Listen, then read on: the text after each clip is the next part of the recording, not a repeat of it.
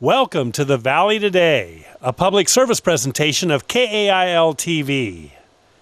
Our journeys take us to the Clovis Botanical Garden, a waterwise demonstration garden with plants and landscapes appropriate for hot summers and cool winters.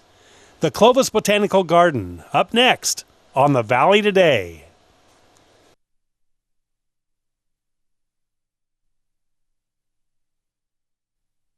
Well, welcome to the Valley Today. We're here with Ann Clemens at the Clovis Botanical Garden, and they've come and trimmed us up just specially for us. Isn't that nice? I know, we're very thoughtful that way. Now, how long has the Clovis Botanical Garden been going now? This is our third year coming to visit you, but how long has it been going? Well, you know, they planted most of the plants in 2004. Yeah. So by now, the plants are pretty much fully grown. It's a good opportunity to see what things look like when they've grown up and how much room they take in your yard. So you don't plant a tiny little plant and then 5 years later be surprised when it's taken over your whole yard. And to catch up with the mission of the Clovis Botanical Garden, this is a low-use water garden, isn't it? Low water plants are what we call Central Valley friendly. That means plants that like to live here, not just that won't die if you take good enough care of them, but plants that actually like to live here. I like to live here. How often do you have to be watered? Oh, quite a bit. I'm a heavy water user. Now you've got a site plan here for what you're going to add to the garden. This is what the garden will look like as it's completed, and you're pushing towards the north, right? Some of the stuff in the north hasn't been done? We have 1 acre now. The city has given us 4 that we can work with, or 3 that we can expand into. As we went along, we realized that we needed more space for events. People ask all the time, can we have our wedding out there? Can we have a birthday out there? And we want to say yes to that. We want to say, yes, your event can be held here. We want it to be a beautiful place. So we started several years ago with 2 architects, mostly donating their time to draw a plan and put the plan together. And it had to go through the City of Clovis site plan review.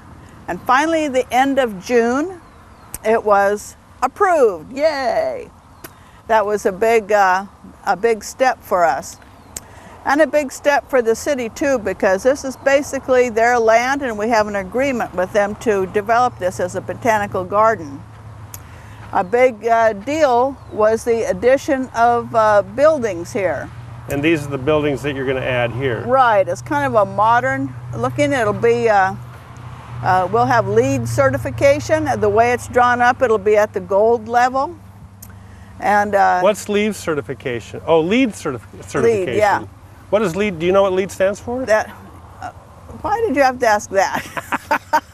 It's a certification. That's my job. I ask questions. I'm trying to think of the exact acronym. You know, I'm not any brighter than most folks that are watching this show. Fifth grader. So, yeah. Where's a 5th grader when you need one? I don't think I'm brighter than a 2nd grader. Right. So. While it's being constructed, they check to see if it is, if you're using, or if you come out with a building that's low energy use. That's the main focus. Using recycled materials to build it? Maybe some recycled. Yeah. Placing the windows and the shades so you don't get too much heat, so you don't use too much electricity. Enough insulation, reflecting the heat in our case, and solar panels help with that type of thing too. So, you know, one thing that the people haven't really talked about too much, and that's rain storage, where we can collect rainwater and then store it and use it. Exactly. If you probably can't see it, but the building has a little dip in it, the roof. Yeah. And from there, there'll be a rain gutter that goes down below ground to a storage tank to store water. Oh, excellent. So there should be very little runoff from all of that. Now, when are you anticipating getting kicking off the groundbreaking for these buildings? Well, what we want to do, the city didn't want us to raise money for the building until we knew it would be approved. And so Now we've had 2 months and we still haven't But the raised. city holds the key to whether they're going to approve it or not. They've already approved it. Okay. They've already approved Yeah. it. And it's been 2 months and we still haven't raised the $2 million. This is going to cost $2 million? Because of the fees, we've had to increase the amount of parking. Uh-huh. And Oh, you have to and pay then- for the increase in parking? yeah, Yeah. Okay. That So- makes sense. that's how much it'll be. Then we have to hook up electricity, sewer, and Sure. everything And when do you else, so. anticipate, if everything goes according to schedule, when do you think these will be done? Well, we'll start out with one building. Yeah. We'll And that'll start- be this building here? That'll be this one right here. Yeah. And that'll be used as a classroom, exhibits. We'll have a small gift shop Yeah. and our office and some restrooms. And really the onus with all this is to get more people to come here and experience the garden and to kind of wrap their heads around maybe getting plants that are more water or drought tolerant. More Central Valley friendly. Yeah, Central Valley Central friendly. Valley friendly. There we go. That's the buzzword, Central Yeah. Valley friendly. Central Valley friendly. Yeah. Yeah, that's that. I'm thinking, especially in this economy, that's going to take several years at least to raise that much Yeah. money. And sometimes it's hard for people to see from where we are now because we have no buildings now. Sure. It's hard But for the gardens are beautiful. I mean, like I said, this is our 3rd year coming here, and the grounds really are nice. I mean, you've put a lot of work into this place. sometimes it's hard for people to see where we want to be from where we are now. Yeah. And we have a project that we're working on now to improve the entry to this level with a small information center. So we'll be able to have displays and exhibits in that, small ones, and a place to get out of the heat Yeah. and the rain. And the rain. But more importantly, the heat. Right now. Yeah. And now you're having a sale on the 24th of September? Yes, a plant sale Plant with the sale? California Native Plant Society. Right. Every year we hold that. Ree Coy and Ruth Salutis are chairing that project. Yeah. And Ree got you out here to talk about the garden. Right. And this show will be on the 17th and on the 24th. The 24th is the Right day there. of That's of the the day sale. of the plant sale. Yeah. The plant sale starts at 9 and goes till 2. Yeah. And we'll have, again, Central Valley friendly plants. The California Native Plant Society concentrates on natives that do well here in this area. Yeah. So. And these are all plants that are of lower maintenance than typically what we're used to now in our backyards and in our gardens Yeah, now. well, they're easier to take care of because Yeah. they don't mind living here. Right. So, Well, but some plants do mind living here, huh? Because of the heat, I guess. well, you know, maidenhair ferns are native to Eureka. Yeah. Well, that's a California native plant. huh? Sure. Well, it's not going to do well here. Yeah. Well, because it's a coastal plant. Yeah, Yeah. it takes shade and a lot of water. And a lot of water. Yeah. Yeah. Well, this is very cool. And so once again, your event is on September 24th. September 24th, Saturday. And is that, how many plant sales do you have a year? Just one or two? Well, that's the main one, and that's been very popular in Yeah. the last few years. Boy, you got to get here early and stake your claim. Get here early for best selection? Yeah, really. Well, I'm serious, right? Fortunately, it's very popular. And so what are what is one of the most popular plants now that people are snapping up to put well, you know what? put They in their always yard? ask about this beautiful Look at this, Mike. Caesalpinia pulcherrima. It's called, the common name is red bird of paradise. Yeah. But not to be confused with the tropical bird of paradise. Right. That's a pretty plant. That's why you have scientific names. Sure. Yeah. To confuse people To like confuse me. everybody, yeah. Yeah. I think what did I call this earlier? I think I called this a butterfly bush. Shows you what Well, I they know. all have pretty flowers. Oh, they all have pretty flowers, That's the yeah. important thing. Well, Ann, thanks so much for You're welcome. being on our show, The Valley, today. And again, you're having your plant sale on September 24th. September 24th, from 9 and a.m. where is the Clovis Botanical Garden? It is on Clovis Avenue, Clovis, California, north of Alluvial, between Alluvial and Nees, and right adjacent to Dry Creek Park. You know, you can't miss it. You can't. Well, if you were blind, you could probably. Well, you miss it, could but- because our entry has big orange poppies on the yeah. gate, so that kind of helps. But And that's just a beautiful gate. That was Rule Darling that made that, I think. And you're a consultant here with the garden. I am. Yeah. And this is, what is this plant here? This is a Texas Ranger, Yeah. Leucophyllum. I don't see any guns or a badge or anything. No, they're hiding inside. But it's very nice. It's a gray foliage plant, but it has these really pretty mauve colored flowers, and it blooms 2 or 3 times during the growing season. They plant it on the freeway, and you know, it's hot like this, you're driving along, there's no color anywhere, and all of a sudden this starts blooming and it's like boom. And when does Beautiful. this bloom? During the hottest time of the year? Or? Yeah. Yeah. I mean, really, it blooms in the spring. It blooms like 2 or 3 times. And you know, during the Texas summer. is going through a drought right now, Yeah, so they are. how are these plants doing? Are Well, they doing might okay? still be there, but I don't know. I Yeah. don't think they do that well. So is this a drought tolerant plant? Yes. Uh-huh.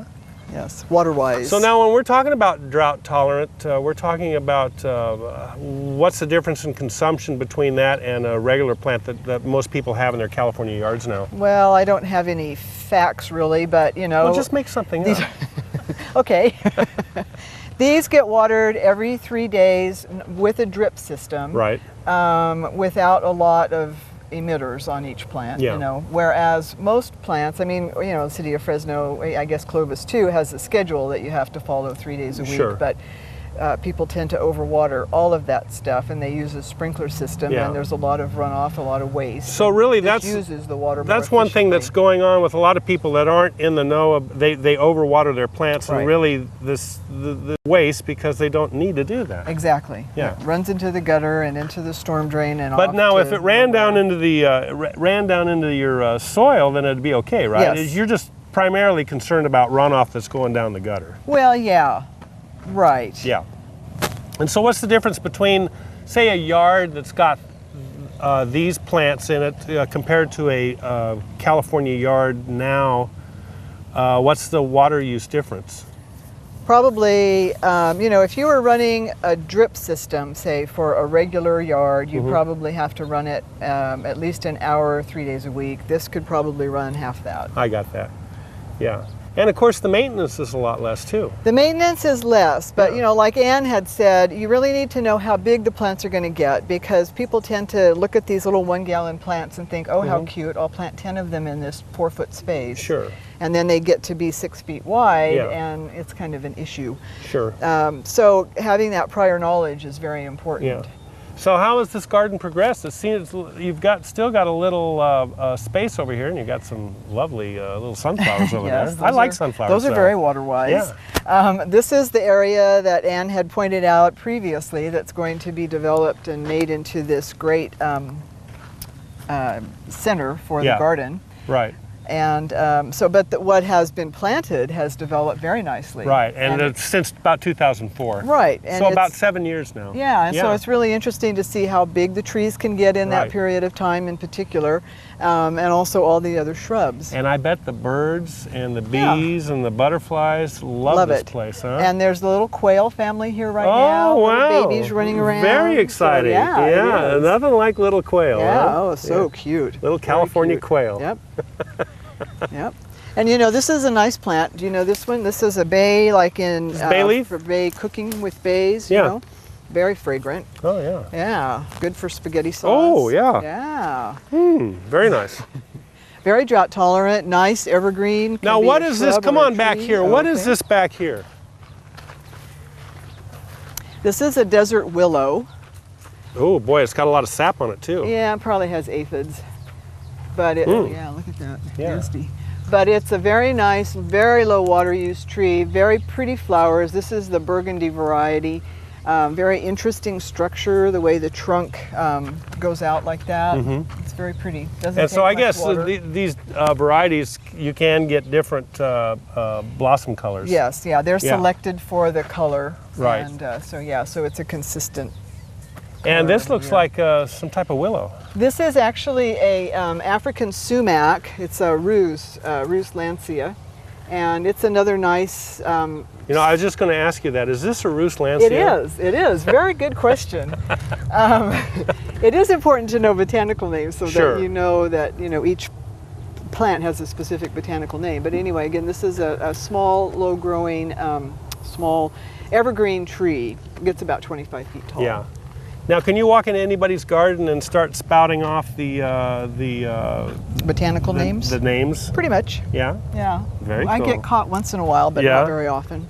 So, oh, you mean somebody that perhaps knows a little more than you do and say, no, that's not the name of that. You just made that up. I can do that. I can make up names because most people don't know the difference. Oh, yeah, yeah. Just get a couple of Latin words going in there, and all of a sudden, boom, you've got a name for a plant. Right. Put an S on the end of it. Now, what's this?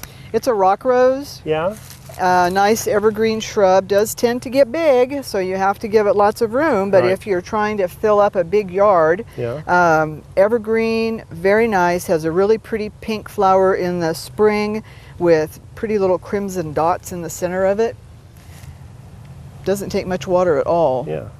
So if you had any advice, which I'm sure you've got a lot, if you had any advice to give to the viewers out there, what would be the first step that they would take to transform their yard from a water sucker into a water miser? Well, I think the best thing is to come here. Come to the Clovis Botanical Garden. Look at the plants. Yeah. Come to the fall plant sale on September 24th, and I will be here that day. I am a garden consultant for the garden, but I also have my own business, so and of course there'll be all kinds of other folks here to give advice, answer questions, and these are all people that have gotten their hands in the ground and done the work. They've done the work so that the people that are going to come and enjoy this don't have to do as much. Exactly. And I'm going to be giving a couple of tours. Anne's going to lead a couple of tours that day. So, but we're always available to answer questions if people have questions. And again, your sale is September 24th. Saturday, September 24th from 9 to 2. And bring a truck. Bring a truck, really? Well, I mean, you can. Now, how are you guys going to raise money for these buildings? Because certainly you're going to have to sell a lot of plants to raise $2 million. Well, yeah. So you're probably going to have to go in a different direction as far as raising revenue to come up with, to build these buildings. Right. There'll be a lot of hands-on kind of, asking for introductions to people that might be interested in grant writing. Yeah. And there was a nice grant available this year. We didn't get it, but it will hopefully cycle through again. Was that state or fed? State. Yeah. Well, that's nice. But yeah, and there are those opportunities, but it's just keeping your eye open, and Anne is really good at because it would seem like the state, the county, and the city would have a vested interest in educating people to have plants that use less water so that they could conserve it. Well, that's true, and I actually work part-time for the city of Fresno as a landscape specialist, and I do that. And so what do you do when you're working for the city of Fresno? What are you doing for them? I advise them on this type of plant. We have a brochure that we leave with the people that has trees, shrubs, perennials listed, and they can use that in their yard. And how well have you been received doing that? Yeah, people like that. We're busy. Yeah. So do you hit all areas of the city? Yeah, we try to. Anybody that's interested calls the Water Division, the Water Conservation Program, and can schedule an appointment. Sure. Well, this is I've always loved coming to this garden. Hummingbirds right up there. Yeah. Hummingbirds are funny. They're territorial. Yeah. They dive bomb you. They dive bomb you. They'll do this. They'll do this thing where I watched a hummingbird for I think 15 minutes doing this right in front of me when I was living in the house on the farm out of Reedley. Very interesting. Very interesting. So again, you're having your plant sale on September 24th, and we encourage everyone. Yep. We'll have a lot of the plants that we have here available that day. And they're ready to go because they'll be in little containers. So all you have to do is just pay for them and stick them in your car and get them in the ground. And it's also a way of supporting the garden because part of the proceeds goes towards the garden itself. And of course you'll have experts there telling you, well, you should put this in full sun or partial sun or and how big it gets, how much root zone you'll need, and how much water to put on it. Right. Yep, we'll all be there for that. Very cool. Very cool. Well, thanks for being on our show. Thank you.